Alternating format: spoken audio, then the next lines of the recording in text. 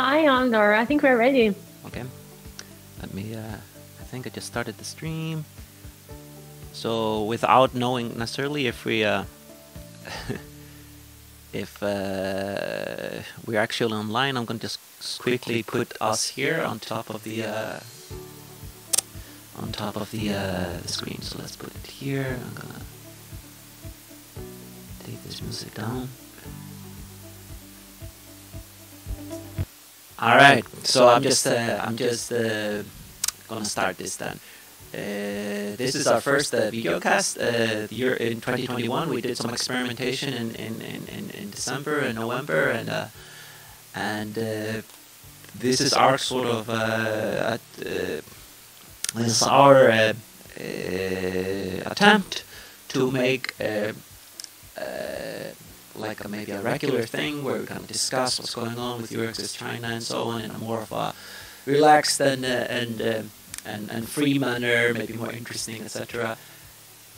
It doesn't really sound like that I'm being very relaxed right now. It's just because, you know, every time you're trying something new, you are also a little bit nervous. I'm not alone. I'm also here with Anna, who is speaking from Europe. Anna, are you there? Yes. Hi, Haldor, and hi, everybody. If anyone is there listening, yeah, I think it's going to be fun. It's a little bit weird, the feeling of like being in front of your computer's camera without being able to see if actually someone and who is there following the stream on different platforms. But I think it's a nice experiment to start the new year with. Yeah, I think it's actually very great. By the way, I really like that the background that you have. Really nice blurred pictures. Modigliani. Yeah, some beautiful artwork there. This is really great. So the way that we're going to be doing this is that we're going to be this time going to just keep it very simple, and we're going to talk about our newest sort of publication. We did just publish a newsletter. And we are going to sort of go through the newsletter, the things that we just published there. There's a lot of interesting articles. We're going to be discussing what was going on last year, other things that we were sort of had on the top of our mind. The newsletter just came out last week. You might have already received it through your flash notes, but if you haven't seen it yet, this could be maybe interesting extra content on what's going on, etc. So you can let me see if I find the newsletter here. I think this is the newsletter here, and yes, we're in the middle of the newsletter. Let me go directly to the beginning again. So the newsletter, this is the last newsletter of the 2020. We just published it actually right after the new year, but it still sort of covers the fourth quarter of 2020. We do this quarterly, like kind of a overview what's been happening and what's coming up, etc. They normally come out in this sort of a PDF version, and I think that's maybe not super interesting or a good way to do things anymore. So I hope, like, I'm not sure a lot of people are kind of reading this, but we do have other venues. We have emails, we have a WeChat, we have Facebook and Twitter, etc. And but this is where like the real articles, the real work is going there. So it's a little bit shame if you're not aware of this newsletter. It's a little bit shame because there's a lot of good content there. But fear not. Now we have a better way to do this. We have our little videocast to talk about this, and I was thinking we could like maybe start by just going through the newsletter like article by article in the way that it just came out. And the first article of the year is sort of like a review or thing. You're so big, and I'm gonna make you smaller here. Yeah, so here we go, so people can maybe see. I don't want to take too much attention, please. Well, I mean, yeah, No, there's no problem with having a little bit of attention sometimes once in a while. So okay, so like the first article of last year is actually on just like a review of what's going on in 2020. It was a very strange year indeed for all of us, and but there was like really surprisingly a lot that we did last year, and. I kind of like, I think newsletters sometimes are a little bit intimidating. There's so much text going on, etc. So I just really want to focus sort of visually, put a lot of pictures out there of the things that I've been doing. And you can notice that little, the graphic there of a person holding up their rearview mirror. That's a little thing that I made in Adobe Illustrator. So custom-made graphics as such. I'm only mentioning it because it took me like 6 hours to make something this simple. So the way that I want to do this is that I was thinking maybe we could take a look at a couple of things that we had there. So for example, let me see, so like for example, the first thing that we did last year was we started the year last year very early. And about this time last year, we had immediately we had the first event of the year, which was about 17th of January, which was took place, was like an info session about the European research area, and it took place at Tsinghua University here. It was part of like the tour of China from like the year before. We kind of ended it in Tsinghua University by doing like a really nice event. And we also did like a couple of other meetings and stuff in January. Thank God, because without that, we would have totally had nothing to do in 2020, because soon after that, everything kind of got a little bit crazy. We had like the COVID-19 hitting us, which kind of meant that we had to move completely into the virtual world, which was, we did quite literally. After the team got split up and all physical activities got cancelled, etc., the only thing that came to our mind was maybe just to put up like virtual reality glasses and try to meet each other in that way. We thought that would be like a totally new way to do things. Everybody else was doing webinars, so we thought maybe VR could be supplementing the webinars in a very interesting way, allowing people to get into more, like get in touch and contact with each other in a more interesting way.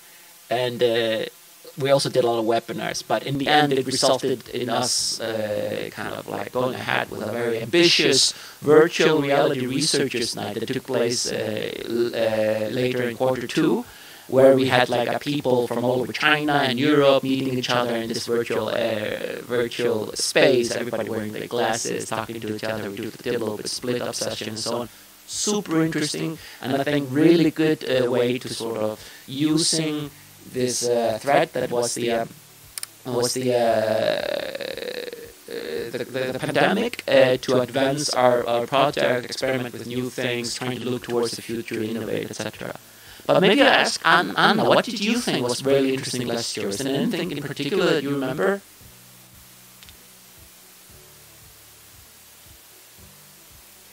Well, it's the way we approach the different activities, and to be honest, I'm really looking forward to the new year and to go kind of back to a sort of normality. But at the same time, I think that webinars and also hybrid events were really a challenge, but also an opportunity for us to explore new formats and also being able to reach more researchers and in a different way and more spread out than it was ever possible before. Yeah. So I think that we learned a lot, and we might use this experience in a different situation, but to our advantage and to everybody's advantage in this 2021. Even putting it together with physical events, they are now possible, sort of. Yeah. No, definitely. We did a lot of interesting things online, definitely, and. So we, for example, had like the webinars about the Green Deal, when that came out, about the Marskodowska actions. We had like, I think, more than 12 webinars last year. So that was very, very, very fun and interesting, and allowed us to get in touch with a lot of people that we hadn't before. But around the last quarter of the year, actually, I'm going to make the pictures bigger. So around the last year of the quarter, we actually started to sort of travel around China finally, because the situation in China was getting a lot better. So we were able to start doing physical events again. We also did like but without sort of giving up the webinar things. We still did that. We did a lot of videos. We had a lot of things going on. And like you said, when we started to get this opportunity to talk about to do like physical events again, what we had learned from the first part of the year when it comes to webinars and virtual events, we were able to apply that to combine it, make our events a little bit more impactful. All these people that weren't able to come to our events before because they were not like there, they had been able to come to our webinars. So we were just thinking, why can't we just allow them to also join our final events?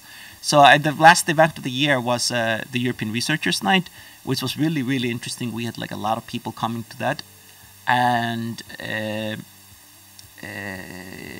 that took place both online and also offline. I think that is also like probably like that was like the flagship event of the year, because it really combined what we were doing in the first part of the year and what we were doing in the second part of the year. But we're going to talk a little bit more about that later in the newsletter, because we have another article about that. Maybe Anna could take us to the next section of the newsletter. What is after this one? Yes, I'll be happy to. Yes, in the second section, we are talking about a survey about COVID-19 and research mobility that was done by our colleagues at EURAXESS worldwide. And it was, I think, a very interesting job. They surveyed more than 1,200 researchers from all around the world. Many respondents from European countries, but also like all the different hubs of EURAXESS worldwide helped through. So it's quite comprehensive, and it has some interesting findings. I think that's also interesting because basically they concluded that for 85% of the researchers, even under these difficult circumstances, international mobility is still a must, is still in their plans. And for a great majority of them, the 75%, if I'm not mistaken, the destination that they chose has not changed. So, I think it means a lot also to us and to our work in trying to connect Europe and China. Means there's still interest, and Europe proved to be still a very attractive destination. So even more after the pandemic, that is also very interesting and very surprising. I'm very happy, and I'm very proud of be promoting European programs because there's a lot of interest out there, don't you think? Yeah, no, definitely. I thought that was really good. I thought this report was very interesting, because one of the things that we really look into really carefully here is sort of the situation with the European diaspora here in China and the Chinese that are going to Europe, and we have a tunnel vision there because we really care about that a lot. But how does it look like in the context of the whole world? So it's really interesting. I mean, we did our little survey. I think a lot of you guys were aware of that. If you're a European researcher in China, you probably already saw that one. We had like a interview, like we kind of like surveyed more than 100 researchers in China to check out what they were going on and what was going on with them. And this was like what we were really, really worried about and think about. But then our colleagues in EURAXESS worldwide, they coordinated this worldwide survey that really sort of underlined in what context this is all happening. I mean, like mobility issues was not only a China-specific thing last year. Unfortunately, it was something that hit the whole world. The good news is that according to the worldwide survey, most people are still seeing themselves to be very mobile in the future. They want to continue working in the working in another country, etc. While a lot of the another result was actually though that almost all of the people that were asked in the COVID report, they said we we foresee still that our work in general is going to change a lot, right? It's not going to be the same.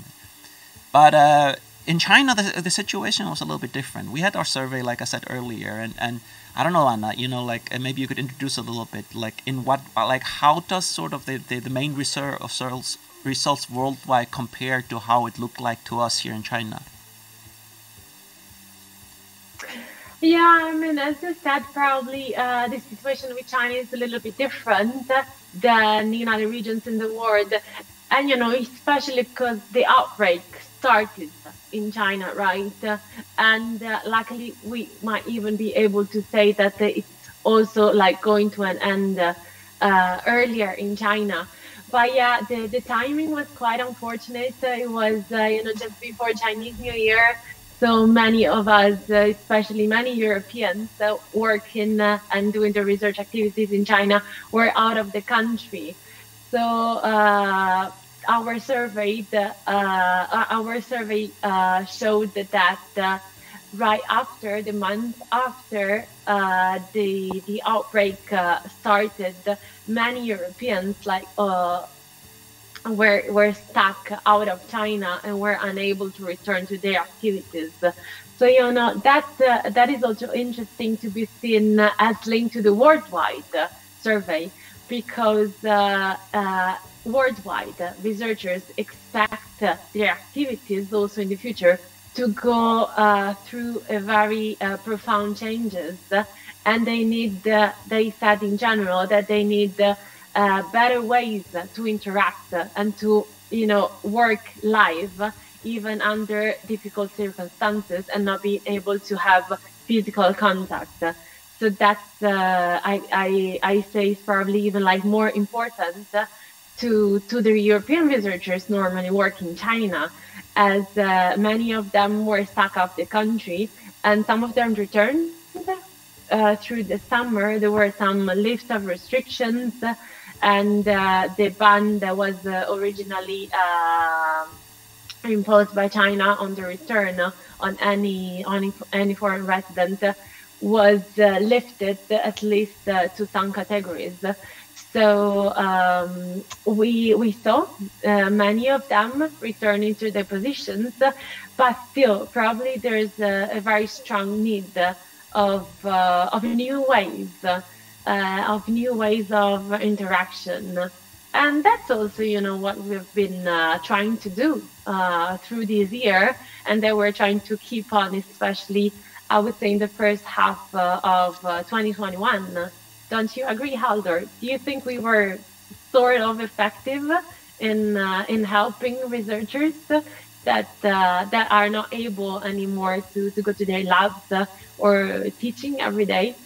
Yeah, I think so. I think definitely that was like one of the things that we could really add value. So we have been able to do like a lot of virtual events and webinars and so on, and also we've been staying in a really strong connection and with the diaspora networks here, working with them, trying to find out what's the real situation on the ground with the researchers, etc. Like you said, we surveyed the researchers in last summer, the European researchers, and in our case, we found out that 60% of all the researchers were stuck outside of China at that point. And like Anna said, a lot of them have been able to return at this point, but we haven't surveyed this again, but we after asking around inside the diaspora networks, we sort of have a feeling that at least half of them are still stuck away. So 30% of the original population of European researchers here are still stuck outside of China. This is a very difficult situation. We feel great responsibility to cover it, make sure we find out all the information, etc. And if you're interested in, for example, following what this was all about, you can take a look at our third quarterly newsletter that came out in October, where not only did we put out the results of the survey, but we also kind of covered all the different ways people could go back to China, if they were able to come, what process they could foresee it at that point. This is also something that we did in the second quarterly newsletter. We just keep on looking at this. So if you're interested in seeing, this is the first time you're hearing about it, you can take a look at our old newsletters by going to our website, china.EURAXESS, and you can find .org, and you can find the publications and find all of our newsletters this year. And some people have seen it. I want to mention, just like before we move to the next session, we had our launch event yesterday from the European Chamber of Commerce here in China, where they were publishing their new huge report about decoupling between China and the EU. And it's a huge topic. We all know about the technology decoupling between America and China, etc. And the question European Chamber is thinking about right now is about sort of decoupling between EU and China, if we can foresee that is going to sort of follow the pattern that is going on. And one big part of that would be innovation decoupling, which is a thing that really concerns us. Researchers that are going between China and Europe, they need to follow these sort of things, and they actually referenced in that report our third quarterly newsletter about this situation with the COVID-19 with the European researchers here. So this was something of interest to them. It was something that they felt that added value to the conversation. So I was very happy to see that. I think maybe now I could move to the next topic. The next article is the one about Germany. So we always, in every newsletter that we have the EURAXESS members in focus, and we have a new focus country every time. And this time we had the pleasure of working with EURAXESS in Germany to talk about Germany as a destination for researchers. So this is really good. I mean, if you're really interested in learning about different members, if you're a Chinese researcher or you're just researcher interested in the European research area, you can take a look at our country profiles. We have now a lot of them, at least 20 of them, and all of them have a lot of information what's going on, about the main R&D strategies, the main funding tools and opportunities, all the different things like that, and some about the main institutions, something like that. This is something that we are always very happy to do. I know that I'm going to put this here, all three together. I know that we have a lot of researchers in our network that are interested in going to Europe. They're interested in working in Europe or working with Europe. And of the European member states, obviously Germany is of great interest. People are really interested in learning more about that. They are the biggest European country in terms of population, and also very impactful when it comes to research and science in almost any different fields. And also very happy to collaborate with China and Europe, etc. Yeah, don't you think, Anna? Yes. I mean, Germany is definitely a very important member of the European community, very attractive, a lot of different very high-level universities and researchers and scientists. And I think there are also quite a few collaborations that are going on between Chinese and German research institutions. And are you familiar with any of them, Halder? Do you think any of them is worth getting in contact with for Chinese researchers that might be interested in mobility into Germany? I mean, in the article, if you take a look at the newsletter article, there's a whole section about the main institutions and the main facilitator of research and technology and science in Germany. And I could go through the list there, but one thing I really want to emphasize is that Germany is Chinese are very lucky when it comes to Germany, because all of these organizations have sort of presence here in China. They're all here available for you to sort of engage with. This is not always the case. If you're going to be researching how researchers could if you want to be finding out how you could be engaging with different European countries, we can normally list out a lot of the main national research organizations and so on, but almost never is the case that they have some kind of presence here in China, Chinese speaking staff and so on. Almost all of them do. So they're right here in Beijing, very close to our office, the EURAXESS office. You can find, for example, the German Academic Exchange Center, the DAD, that really is a great facilitator of mobility. You can find institutions like the Max Planck Institution, Helmholtz, You can find Fraunhofer, who all have their own different sort of strengths when it comes to like different type of research that they do with China, and all of them are very involved in Sino-German research collaboration. And even the main national funding body of Germany, the DFG, has a whole project here with the NSFC, the Natural Science Foundation of China, called the Sino-German Center for Research Promotion, which is here in Beijing in Wudako. It's a huge initiative with a lot of different calls throughout the year, specifically funding German and Chinese research collaboration in different fields. I know I just talked to the lady who was in charge of the center maybe a month ago, and in January, February, we're expecting that the new list of call topics will be coming out. So we're looking forward to see that. We in EURAXESS will definitely make sure to share that with all of them. But yeah, you know, I don't know, Anna, maybe we should try to do a webinar or something. Yeah, yeah, I was thinking exactly the same. There's many opportunities, and hopefully also with this like new calls and the information available that will come out in the coming months, we should definitely organize a webinar. We have launched this series of Mobility Compass webinars last year, where we focused on mobility opportunities on selected countries or areas of the European research area.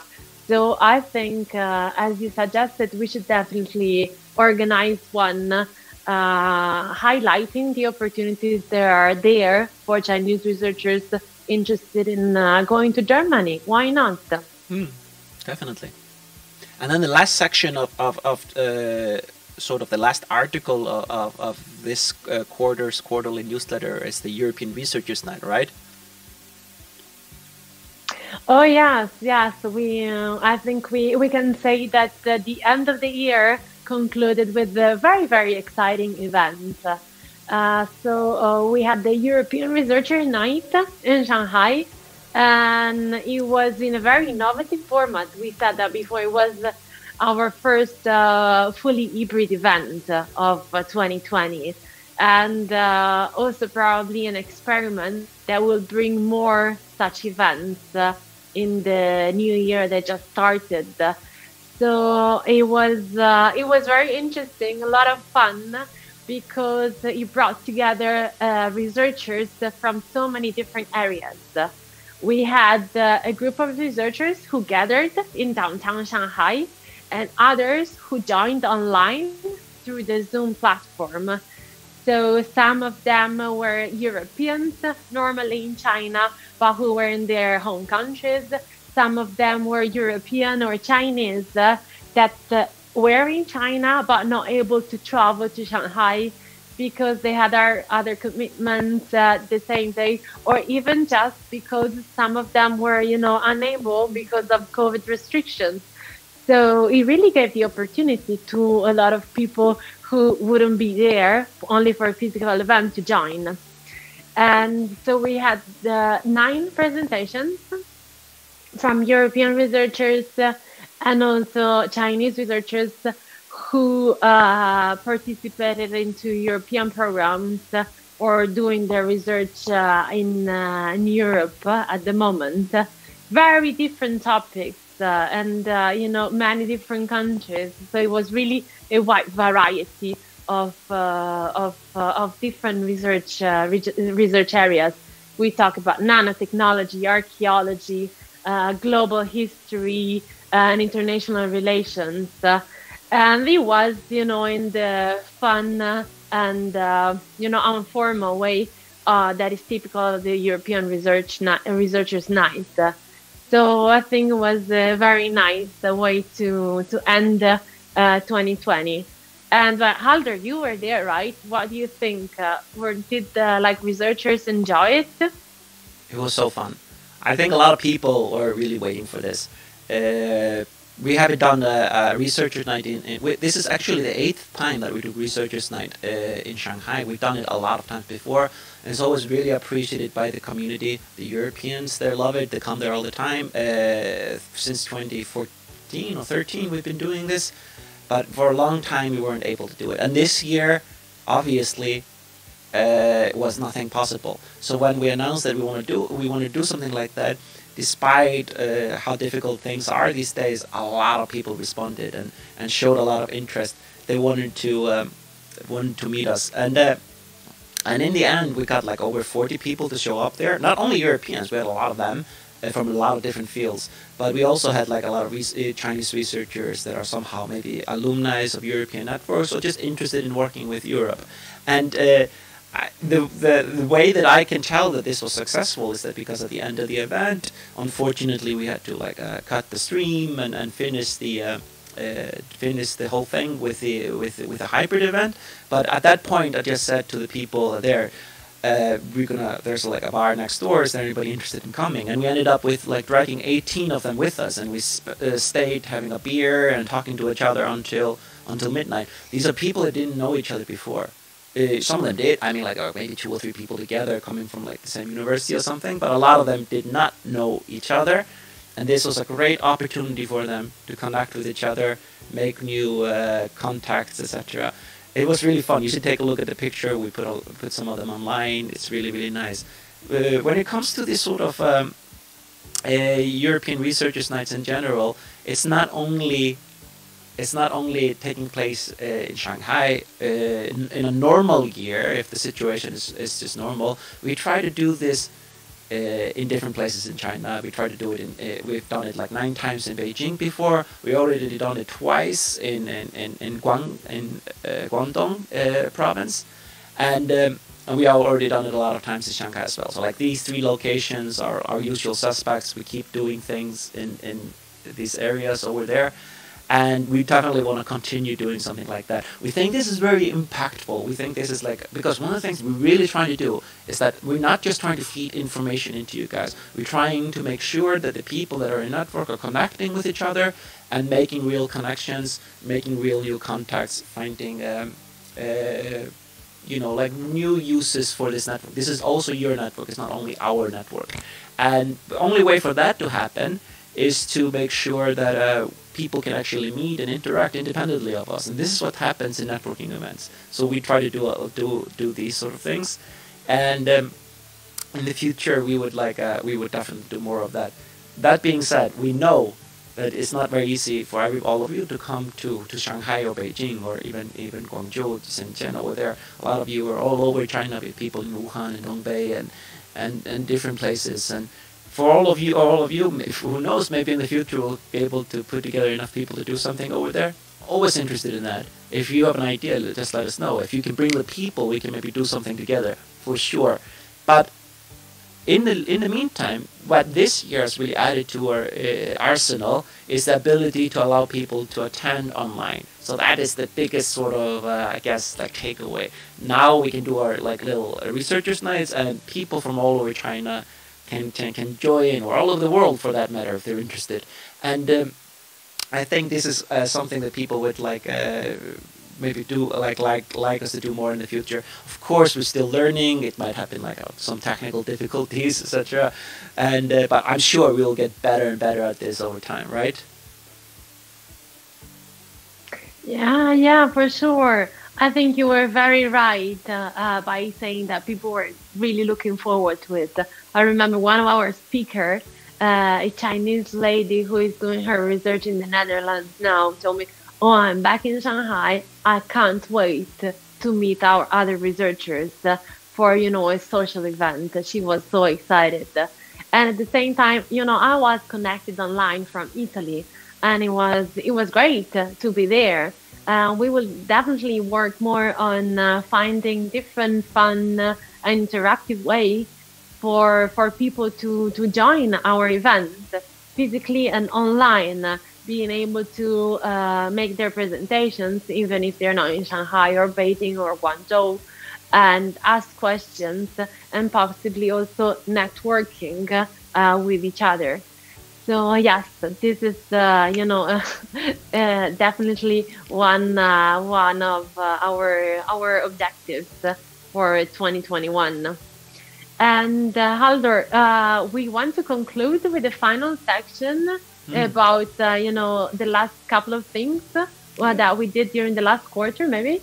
Yeah, I mean, like, we already covered all the newsletter right now, and this first video cast of ours is getting a little bit longer than I thought actually. But I'm sure we're gonna get better at that in time as well. It's an interesting experiment for us to be doing this like kind of live in this way.